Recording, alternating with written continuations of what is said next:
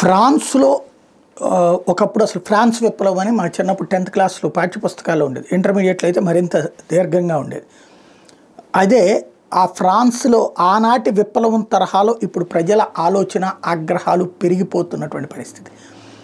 జర్మనీలో ఎట్లయితే ఈ ఆఫ్ఘనిస్తాన్ ఇట్లాంటి ప్రాంతాల నుంచి వచ్చినటువంటి ఇస్లామిక్ వాదుల వల్ల తలెత్తినటువంటి ఇబ్బందులతో ఒలాఫ్ షోల్జ్ ప్రభుత్వాన్ని 3వ స్థానానికి దించేసి కన్జర్వేటివ్స్ ఏఎఫ్డీలు నెంబర్ 1, నెంబర్ 2కి తీసుకొచ్చారో, అదేవిధంగా అమెరికాలో బైడెన్ని పక్కన పెట్టేసి ట్రంప్ని ఎట్లా తీసుకొచ్చారో, ఇటలీలో జార్జియా మెలోనీని ఎలా తీసుకొచ్చారో, భారత్లో నరేంద్ర మోడీని వరుసగా ఎట్లా గెలిపిస్తున్నారో, ఇప్పుడు అట్లాంటి పరిస్థితి ఫ్రాన్స్కి వస్తుంది అనుకుంటా.